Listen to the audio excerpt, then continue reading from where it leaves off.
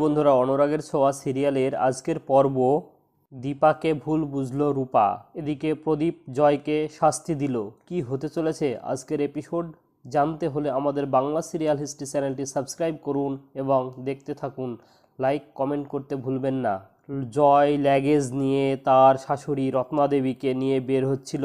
তখন প্রদীপ বলে, জয় কোথায় যাচ্ছিস? তখন জয় বলে, শাশুড়ি মা এই বাড়িতে থাকতে চাইছেন না, এখান থেকে চলে যেতে চাইছেন। প্রদীপ বলে, আর তুই?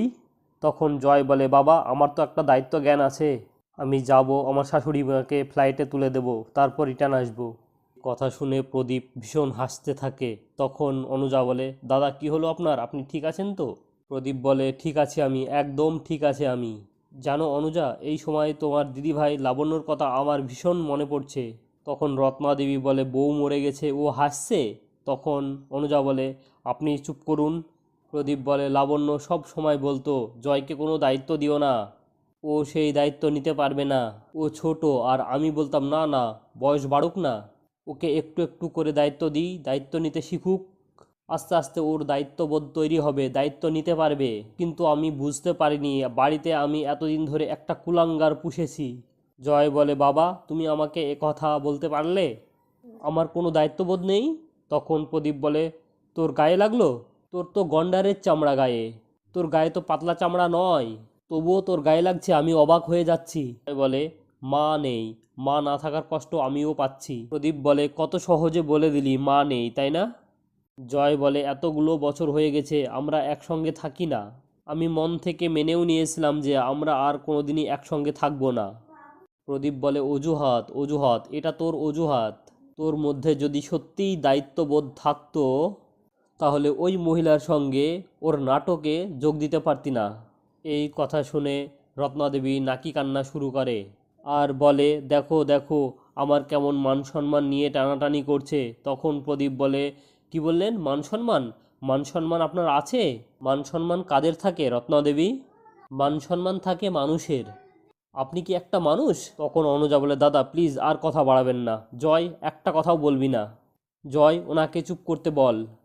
প্রদীপ রত্নাদেবীকে বলে, শুনুন, আপনি নিজে যেচে এই বাড়িতে এসেছেন, নিজে নিজেই চলে যাবেন, আপনার সঙ্গে আমার ছেলে যাবে না।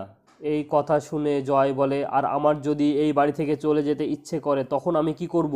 তোমার মুখে যা আসছে তখন থেকে তাই বলে যাচ্ছ আমাকে, আবার বলছো এই বাড়িতে থাকতে, এর মানে কি বলো তো? তুমি কেন ভাবছো বলো তো? তুমি যা বলবে আমি তাই শুনবো, আমার যেটা ইচ্ছে হবে আমি সেটাই করব। তখন প্রদীপ বলে, জয় তুই বাপের মুখের ওপর কথা বলছিস, যত বড় মুখ নয় তত বড় কথা। এই বলে এক চড় মারে জয়কে। তারপর কোমর থেকে বেল্ট খুলে জয়কে বেদমভাবে মারতে থাকে। তোর দাদা বৌদি তোর ভাইজিকে হন্যে হয়ে খুঁজছে, আর তুই এখানে দাঁড়িয়ে দাঁড়িয়ে নাটক করছিস। তারপর তোকে আমি মেরেই ফেলবো বলে জয়ের গলা টিপে ধরে প্রদীপ। তখন অনুজা বলে, দাদা প্লিজ, দাদা আপনি শান্ত হন, আর মারবেন না, মরে যাবে ও।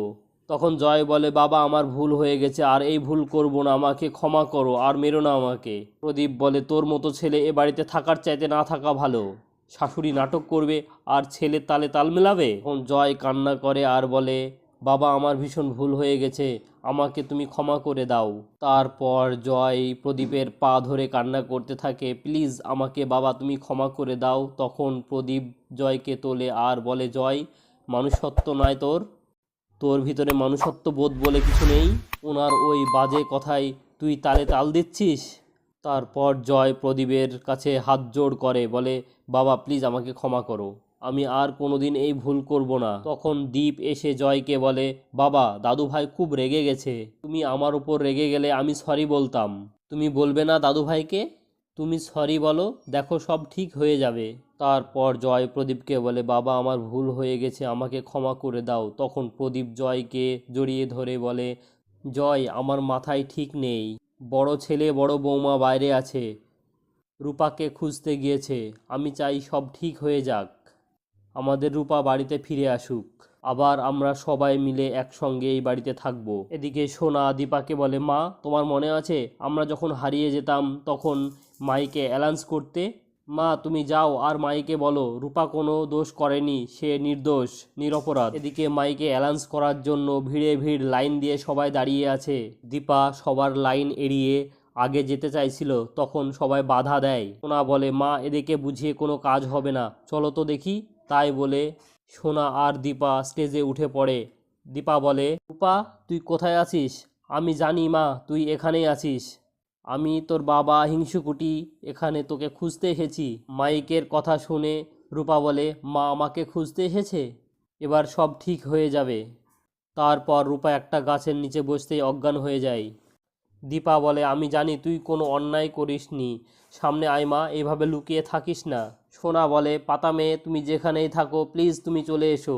সূর্য বলে, রূপা মা যেখানে থাকিস মা চলে আয়, দেখ মা আমরা সবাই তোকে এখানে খুঁজতে এসেছি। তারপর রূপা আস্তে আস্তে স্টেজের সামনে যায়, দেখে দীপা দাঁড়িয়ে আছে, সোনা দাঁড়িয়ে আছে এবং সূর্যও দাঁড়িয়ে আছে পাশে পুলিশ নিয়ে। তখন রূপা বলে, মা আমাকে পুলিশের হাতে তুলে দিতে এখানে খুঁজতে এসেছে। তখন রূপা দীপাকে ভুল বোঝে আর ওখান থেকে চলে যায়। রূপাকে খুঁজে না পেয়ে দীপা আগুনের প্রদীপ দুই হাতে নিয়ে নাচ করতে থাকে আর সূর্য ডুগডুগি বাজায়। নাচ শেষ হলে দীপার হাতে একটা ময়ূরের পাখনা এসে পড়ে।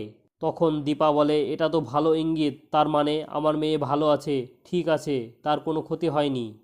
রূপা রাস্তায় যেতে যেতে ভীষণ কষ্ট পাচ্ছিল জল তেপাসায়। তখন বৈষ্ণবের দল আসে। রূপা বলে, আমাকে একটু জল দেবেন প্লিজ। বৈষ্ণবরা রূপাকে জল দেয় আর বলে, মা তুমি কোথায় যাবে? তখন রূপা বলে, আমার যাওয়ার কোনো জায়গা নেই। তখন বৈষ্ণবীরা বলে, তুমি আমাদের সঙ্গে যাবে, তোমার অনেক কাজ, তোমার অনেক দায়িত্ব। তারপর রূপা বৈষ্ণবীদের সঙ্গে যেতে রাজি হয় এবং ওদের সঙ্গে চলে যায়। কি হতে চলেছে, তাহলে কি রূপা আর ফিরে আসবে না? দীপা সূর্য সোনা কি রূপাকে খুঁজে পাবে না? জানতে হলে আমাদের বাংলা সিরিয়াল হিস্ট্রি চ্যানেলটি সাবস্ক্রাইব করুন এবং দেখতে থাকুন।